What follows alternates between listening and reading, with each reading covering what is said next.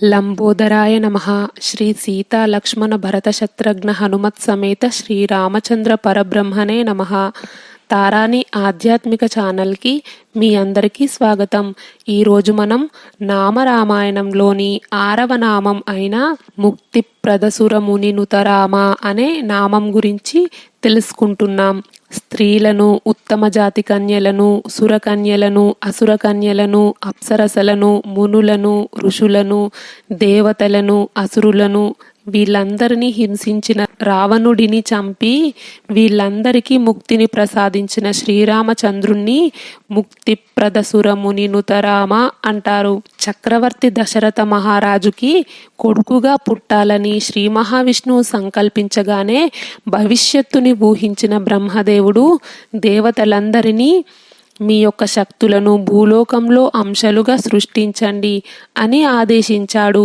ఓ దేవతలారా, శ్రీ మహావిష్ణువుకు సహాయకులుగా మహావీరులను, కామరూప శక్తి కలవారు అంటే ఇష్టరూపదారులు, అద్భుత శక్తి కలవారు, అధిక బలశాలులు, వాయువు వలె మిక్కిలి వేగం కలిగిన వారు, యుక్తిశాలురు, ప్రజ్ఞాశాలురు, విష్ణువుతో సమానమైన పరాక్రమము కలవారు, సామధాన భేద దండోపాయం కలిగిన వారు, సింహం లాంటి పరాక్రమం కలిగిన వారు, సమస్త అస్త్రశస్త్రాలు ప్రయోగించటంలో నిపుణులు, అమృతం తాగిన వారిలాగా మరణం లేనివారు.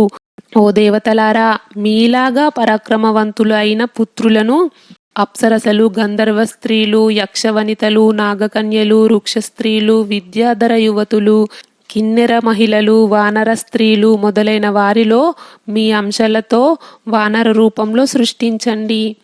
పూర్వమే జాంబవంతుడనే వృక్షరాజును నేను సృష్టించాను, నేను ఆవలిస్తుంటే నా నోటి నుండి వెలువడ్డాడు అని అనగానే బ్రహ్మదేవుని ఆజ్ఞ ప్రకారం దేవతలందరూ వానరులను పుత్రులుగా పొందారు.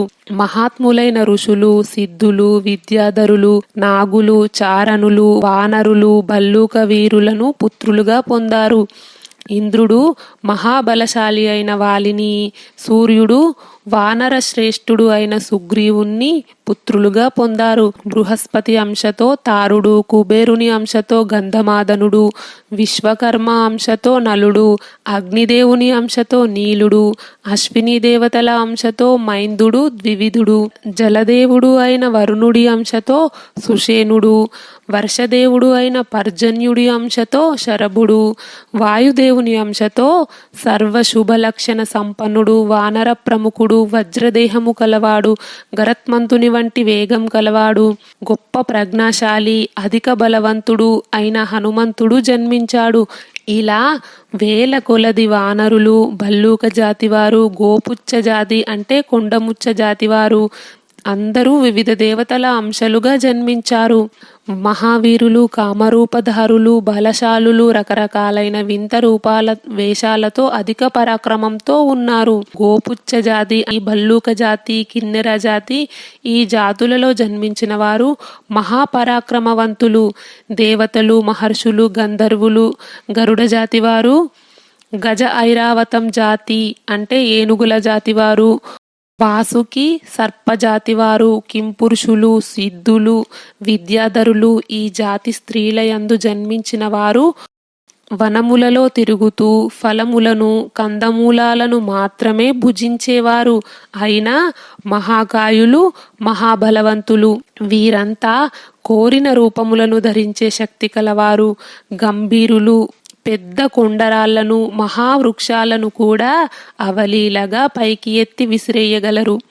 వీళ్ళంతా రామావతారానికి చాలా సహాయపడ్డారు. వీళ్ళ యొక్క చేతి, కాలి గోర్లే ఆయుధాలు. వీళ్ళంతా అస్త్రములను కూడా ప్రయోగించగలిగిన శక్తి కలవారు. సముద్రములను కల్లోలము చేసే శక్తి, భూమండలాన్ని బద్దలు చేసే శక్తి కలవారు. ఆకాశానికి ఎగిరి మేఘములను తాకే శక్తి కలవారు.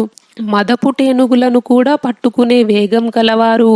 వీళ్ళు ఒక్క గర్జన చేస్తే ఎగిరే పక్షులు కూడా కింద పడిపోతాయి.